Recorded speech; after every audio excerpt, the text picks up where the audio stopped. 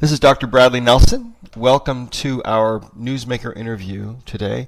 We are interviewing Justin Lyons, who was formerly you were the chief of the video filming, right? What kind of position exactly was it? What would you call it for Steve Irwin?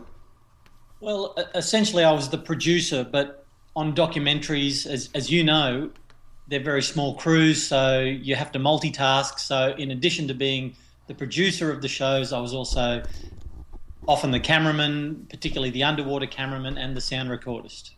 Okay, absolutely.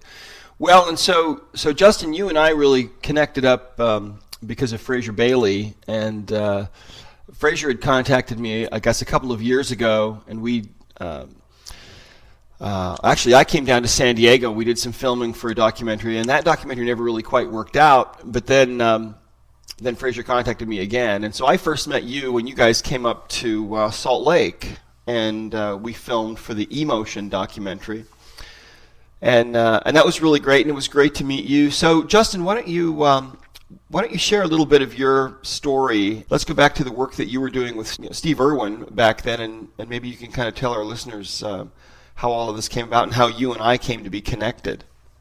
Yeah, sure. All right. Well, essentially, after university, I started working for a television production company here in Australia, and we primarily made television commercials. And through one of those television commercials associations, we stumbled across this young guy who had an incredible passion and zest for life and was passionate about crocodiles. And the short end of that is that he became the Crocodile Hunter, and I travelled all over the world with him for 15 years, filming literally thousands of hours of television in all sorts of amazing places with amazing animals. The Crocodile Hunter television series went on to be one of the fastest growing programs in American cable history. The Animal Planet network, where the Crocodile Hunter was screened, was one of the fastest growing cable networks in US cable history, and it basically became a worldwide phenomenon. And I was there on the very first documentary. I was also there on the very last documentary that Steve ever did. I was actually the one in the water filming Steve the day that he was killed by the Stingray. Mm-hmm. And when I look back now, I realise that was actually the genesis for Emotion, the doco, and my involvement in it. Yes, the documentary that I believe is going to change a lot of people's lives all over the world, and I think it's going to be an enormous success, which is just beginning. We're just in the early stages right now. Beautiful documentary, very well done, and so it must have been a terribly traumatic ordeal for you, having been such close friends with Steve, to have that happen.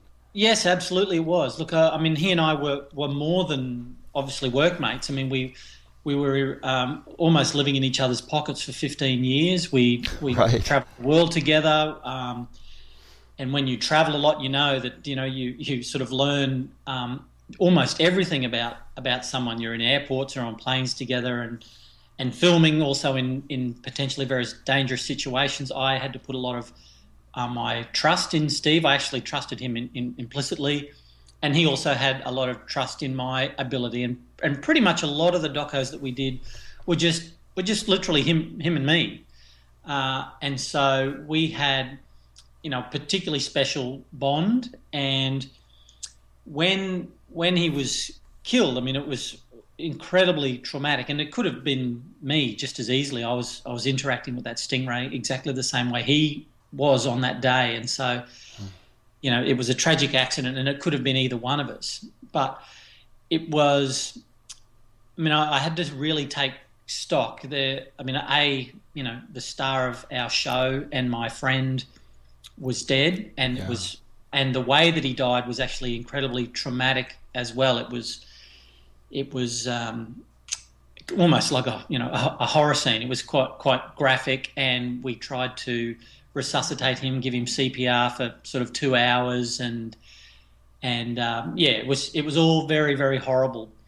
And I kind of realised there and then that I had to reassess everything in my life that was important to me, and sort of step back. I was married. I had a child. I wanted to have more, and so I had to really step back and reevaluate what was really important to me. And I really reassessed. Even though my life was fantastic, I actually realised that it wasn't the life that I had intended to lead in a funny way, and so it put me on a different path. A lot of people don't know exactly what happened. They know that there was a stingray that... It was a massive stingray. I mean, they call them bull rays here in Australia. It was, it was a massive stingray. But in saying that, we had filmed stingrays many times before. We'd swum with stingrays many times before. The Great Barrier Reef was our backyard, and Steve and I were always filming something on it, sharks or sea snakes or crocodiles or stingrays. And so that was almost like fun. We saw this stingray and we thought, fantastic, these are beautiful, amazing, placid, extraordinary, ancient animals. Yeah. Let's hop in the water and do some filming with it. It had a barb on its tail, and for your listeners, the Stingray Barb is quite a unique instrument. It's not at the tip of the tail, like a lot of people believe. It's not at the point of the tail where it's attached to the body. It's almost about halfway down, and it is very much like a fingernail. So about half of the barb is embedded in the tail of the stingray, and the other half is protruding out. In this instance, this massive bull ray, about 1 foot of its barb was exposed, and so it was a huge, long, very long, like the indigenous people here in Australia use them on their spear tips. They literally are the spear tip. They're quite a weapon. Wow, a foot long. So this 1 foot long, basically jagged barb struck Steve in the chest, and the bull rays on the reef flats here in Australia are attacked quite often by tiger sharks. And so when this bull ray saw a dark shadow over him, I don't know because I can't ask the stingray, but I suspect that stingray thought he was about to be attacked by a tiger shark, and he struck up with his tail quite wildly, and it was quite frantic action, and he stabbed wildly, many times in very short amount of time. So dozens of strikes in a very short amount of time, in literally a few seconds. The barb hit Steve once in the chest, and it went in and out like a hot knife would go through butter. Yeah. Steve didn't pull the barb out. The barb didn't come out of the stingray's tail, contrary to everything I read and at the time.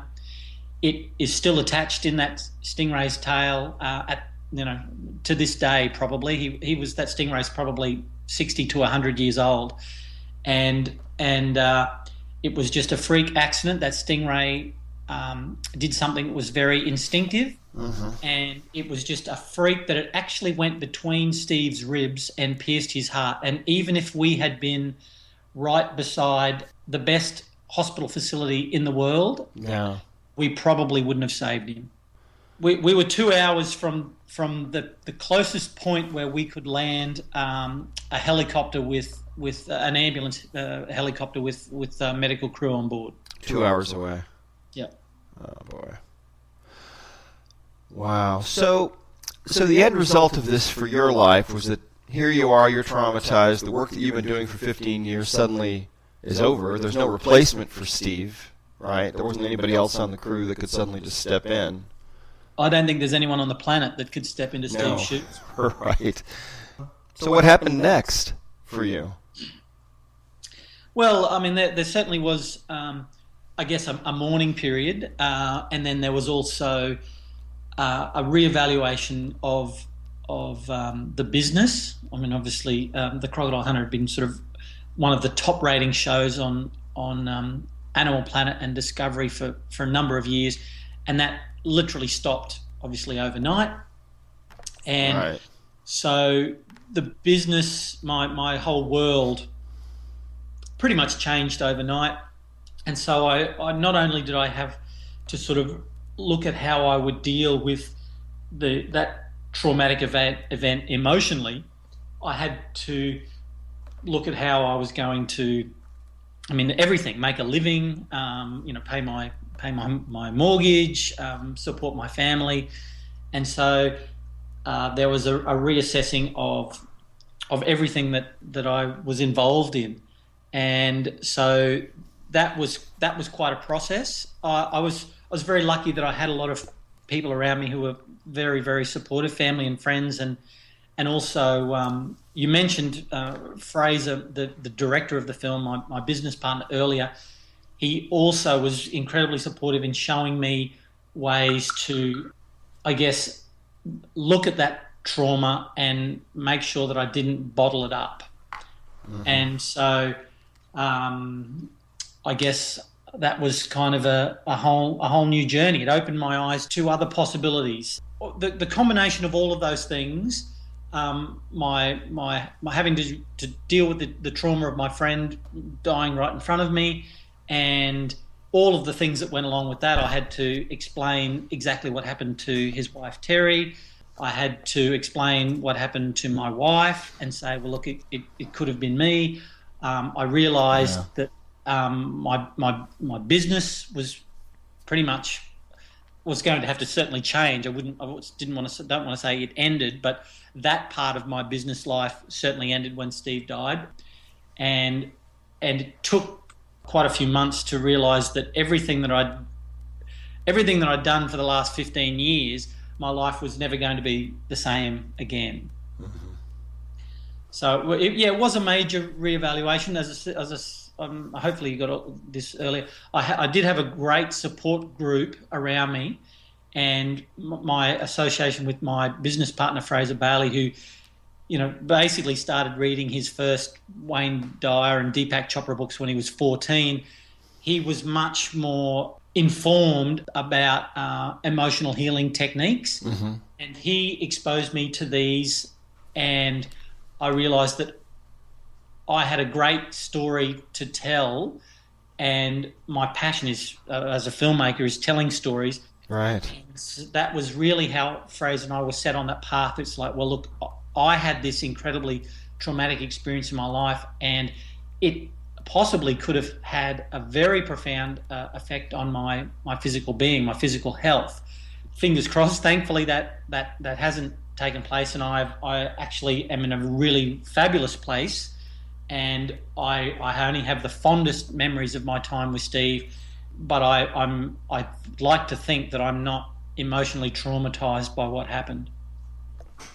When did you realize that you wanted to actually make a documentary about healing methods, dealing with emotions? Well, I guess the documentaries, obviously my background came very easily to me, and it was really working with my business partner who had suffered from chronic fatigue as a teenager, and that really set him on the path for looking for, seeking the truth, seeking answers that he couldn't find going to his local GP. And the two of us talking about it, it was actually a very quick process where we said, well, why don't you've got the knowledge, I've got quite an experience that I can talk about here. Let's find some like-minded people who are in this field on the cutting edge of emotional healing, who are really doing some groundbreaking work, and see if we can't build a story around this. And that was pretty much how it went. Mm. And so Fraser, as I say, who had some experience in that area, started doing a little bit more research, and because he was already so far down the rabbit hole, I said, well, look, I'm going to play the skeptic because I'm new to this world. So I'm going to play the mainstream population. I have to be the one that is convinced that this is going to have an effect on my life, and this is going to be something that I can use in my everyday life, mm-hmm. to make change for the good. Mm. And so I was really the sounding board, and if something resonated with me and I felt like this is something that I think the greater population needs to know about, because I actually truly believe that this modality or this person can really make a difference in people's lives if they're suffering from whatever, from anything. And so each person that Frey's brought to me, I would say, this doesn't really resonate with me. I don't think this is going to fly with the general public. And then other things I knew straight away. It was like, yep, this is amazing stuff. This is totally awesome. We have to go and do a story with this person. And so that was how the process started. And we asked people if they wanted to be involved. And I think we had a good premise for the doco. I think the other thing is we're kind of breaking new ground. We're not trying to be the secret by any stretch, and we're different to things like What the Bleep Do We Know. We're not really into nutrition. I think emotional healing and the steps that the path that we've gone down with emotion is kind of a new genre, if you like, in the health, well-being, spirituality, whatever realm that we kind of encompass, alternative health around. And so we've really kind of run with it, and we think that the people that we've put in the doco, and then also the people we've met as a result of the doco for our next ongoing projects, all of them are doing the most extraordinary work, and I think the world needs to know more about them. You mentioned your next project. Are you at liberty to talk at all about what that might be? Absolutely. Look, in doing emotion, we knew that was going to be the first cab off the rank, and that was going to be the stepping stone to do, who knows how many, but a lot more of these styles of documentaries. And so in talking to a lot of, some of the practitioners that we spoke to, we asked them a series of questions, and everyone kind of gave their answers, but some of the answers were so good, but they didn't actually relate to, I guess, the story that we'd come up with for emotion, which was essentially about emotional healing and how to look at, recognise, and then clear negative emotion to bring about bona fide physical change. But some of the answers that we got were so extraordinary in other ways, about raising your vibration, about raising your energy levels, for example, all of these sorts of things. And so our next project, we thought, is going one step further to look at how humans can raise their energy levels. And I mean that as well as a physical sense, but an emotional sense, and as a spiritual sense, and in a vibrational sense, that we can actually resonate at a higher frequency and basically have so much more energy in our lives, positive energy in our lives. So that's kind of the very, very briefly what the next project is going to be about. Well, it sounds fantastic. You guys did such an amazing job, such a beautiful job on emotion. Can't wait to see the next one. Oh, thank you, Brad. And if I haven't already asked you, we would love you to be a part of it. Well, I'm there for you guys whenever you need me, so no problem. I'll even come to Australia if you need me to next time. We would love that. We would love that. As much as we love Salt Lake, we'd love to have you down under. Okay, no problem. Tell us about what's been happening with emotion. All right. Well, my background, as I mentioned, was dealing with cable networks and broadcast television, and so you would either be contracted or try and get a deal with a television network to get your program onto a television station, or a cable network. And so that was what I knew. I didn't really know that much about self-distribution models or really independent filmmaking, if you like. Obviously, I loved independent film, but I didn't know how to go about self-distributing so much. So I've kind of, even though I did a marketing degree, I wouldn't call myself a marketing expert by any stretch. I'm more of a filmmaker these days. And so Fraser and I, when we finished Emotion, we decided that we would self-distribute, and we would, I guess, if leverage is the right word, leverage off the people who feature in the doco, their base, their fan base, would allow us to promote, and the people who are in the doco would promote the film essentially for us to their fans. And so, obviously, Dr. Brad, you're one of the stars of the film. Your practitioners and your fans, people that follow you, would hopefully see that you're in the documentary, and then obviously want to purchase it. So that was pretty much how we started. So we have a dedicated website where you can purchase the film, you can stream it for a one-off rental, you can hang on to it for 2 weeks, or you can buy the DVD or Blu-ray, all of that regular stuff. But we've also got other interesting things, for example, where you can watch the film directly through our Facebook browser, which is a bit of new technology. And what I'm learning is there's so many incredible new ways of getting your film to an audience that are so far outside the traditional models that it's fantastic. And it's actually changing so rapidly that, for example, a film like The Secret, which is now, I don't know, sort of 6 or 7 years old, was really a pioneer of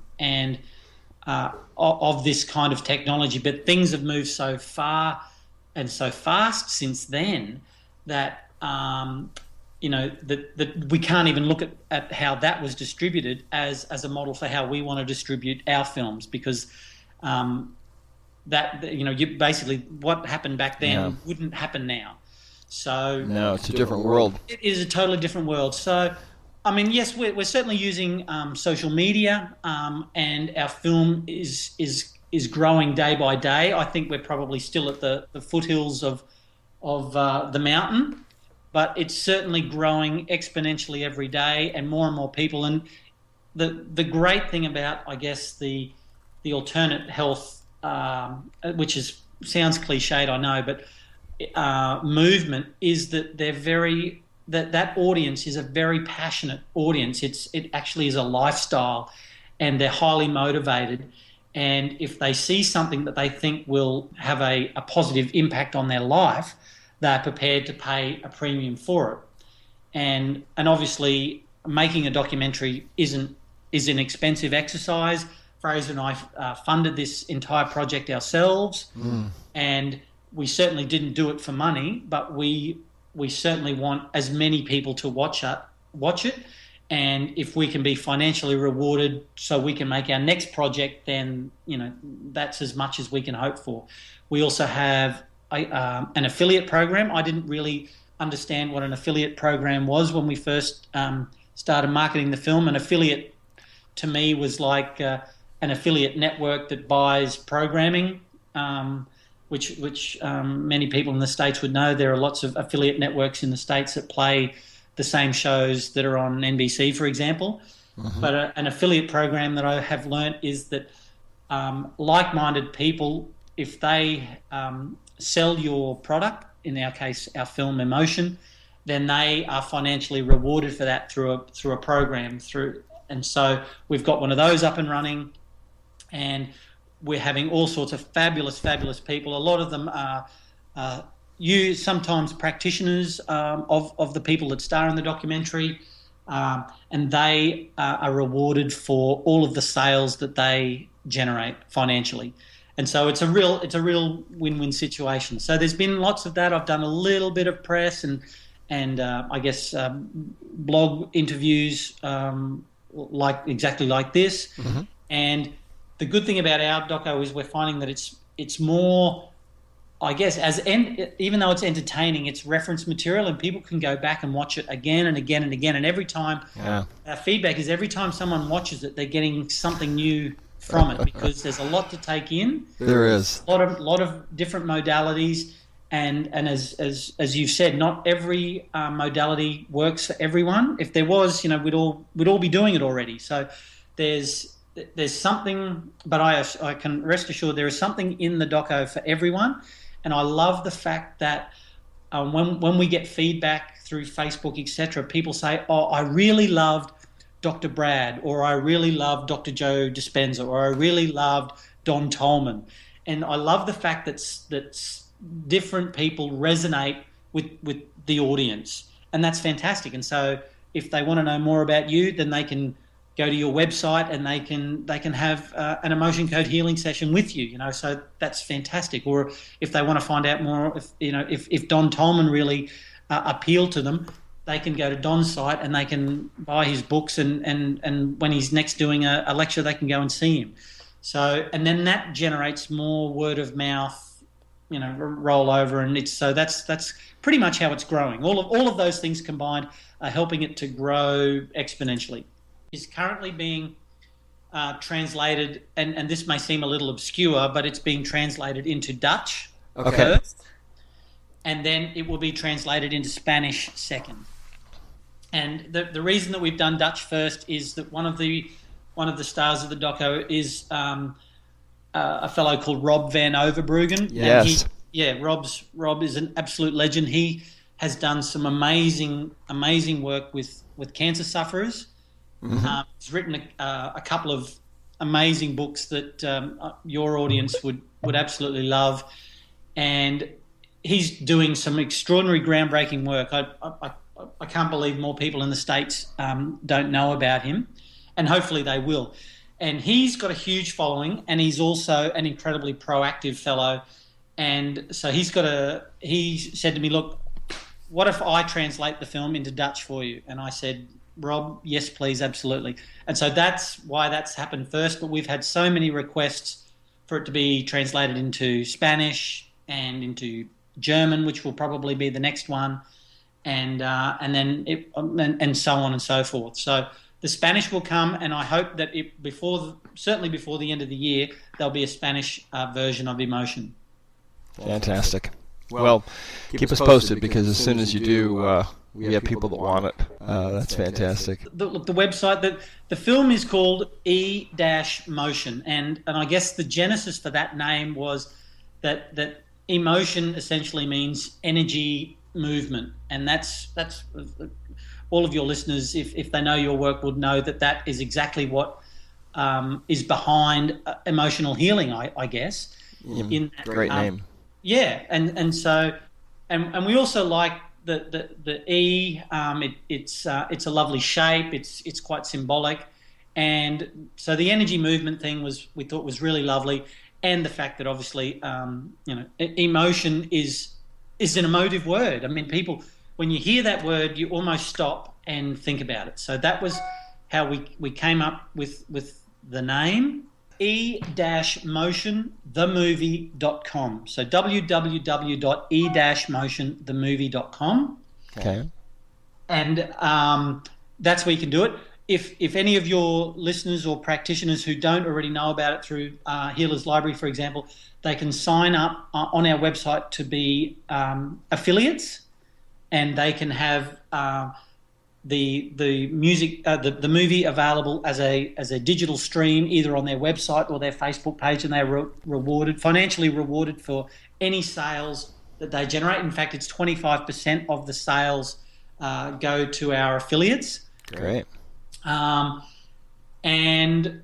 it's all there. I mean, the great thing is not only can you purchase the film, but we've got loads of other great things on the website. We've got a lot of modalities that don't actually appear in the film. We've got all of the practitioners in the film, information about them, all of their websites where you can find out what they're up to, whether they're coming to your part of the world so you can go and see them, or if you want to try and contact them directly and try one of their healing modalities. And the other thing that I would love to add is that I have to say, I mean, I didn't actually physically get to try, for example, all of the modalities that we feature in the film, because just the nature of jumping on a plane and going somewhere and filming with someone very quickly, and them having a very limited amount of time. Right. But the emotion code resonated with me, particularly strongly. I know in Salt Lake we had when we were having lunch, you, Fraser, and I, we had a little moment, and you took down my rare gold heart wall, which was awesome, and I've never forgotten that. That was actually a great moment in my life, and there are so many things that have happened since that moment that I point back to that. But I've had a couple of emotion code sessions, and every time I have one, I truly feel extraordinary, and I realize what my purpose in life is. So the emotion code is a very, very good one for your listeners that may be thinking that if they haven't tried it, then I would really implore them to give the emotion code a go, because it can have profound changes in your life, and it is so simple and it is so fast. And I remember I said to you, Brad, why is this so simple? And your answer was beautiful. You said, well, I can make it harder and more difficult if you want me to, but it just is. That is something that everyone needs in their lives, because we're all so busy and we've all got so much going on, and we need these very simple, efficient techniques that we can employ in our everyday lives, that if we make them habit, they actually become part of our lives, and within a few weeks, a few months, a few years, you realise that you have changed almost changed your entire being. Absolutely. Well, it was an honor for me to work on you that day, and I think that it points out how portable and how easy the emotion code is. We did that at a restaurant, sitting at lunch, and so how portable is that? And like that's the other beauty. That's the other beauty. I mean, your listeners probably know your work, but that's the beauty. You can be anywhere on the planet, and it's if you know what you're doing, you can do it yourself, and otherwise you can talk to one of your practitioners face to face or via Skype, and you know that when you're finished, you'll have a smile from ear to ear, because even just actually looking at the things that affect you and talking about them and visualizing them and putting them in front of you and saying, okay, well, this is what's affected me, and now that I realize that it's affected me, I don't have to let it affect me anymore. I mean, that to me is genius, and we should be employing that in our lives every single day. Well, I really couldn't agree more. And on behalf of everybody that lives on this planet, I would like to say thank you, Justin, for creating this amazing documentary, and Fraser too. I think that the ripple effects from this are just beginning to start, and I think that they're going to go on for a long, long time and touch potentially millions and maybe tens of millions of lives all over the world. The world needs this so desperately, and you guys have done it. You've created it, so I just want to thank you for that. I really appreciate it, and I know that the world is going to appreciate it as well. So are there any last parting comments that you might have for our listeners? Please, if you want to know more about Dr. Brad, you will love him in Emotion. And the other thing that part of the name has come from the emotion code. It's a great word. Dr. Brad's part in the doco is so profound that if you're a fan of Dr. Brad's, please go out and buy the doco. And if you know anyone that's suffering from any kind of emotional trauma or heartache or even a physical ailment, please watch this documentary. There are amazing modalities in this film, and I really do hope that everyone who watches it loves it and passes it on to their friends. www.facebook.com/emotion the movie. Okay. So yeah, and there's a lot of really nice things on there as well. If people want to have a look, our gurus are regularly posting things on there. There's lovely things. So if you hop onto that Facebook page, like it, you'll get regular updates from us. And we're not just about the doco. We're always posting little tidbits that people can use in their everyday lives to bring about positive change. Absolutely. Well, again, I want to thank you and Fraser for all that you've done here. Brad, thank you for your time, and thank you for being part of the doco. I mean, you've changed Fraser my life when we met you, and I think we'll be friends for life. And I know that we'll get to work with you again on our upcoming projects. And I think you're exactly right. I think emotion is just the start, and I think that it will resonate with people more and more and more, and people are going to pass it on to their friends, because there are so many great messages in there, and there's so many ways that people can just help themselves to have happier, healthy lives. And if we bring more love into our lives, the world will be a better place, and surely that's what we all want. That is exactly what we want and what the world needs. So once again, thank you, Justin, and we'll talk again soon.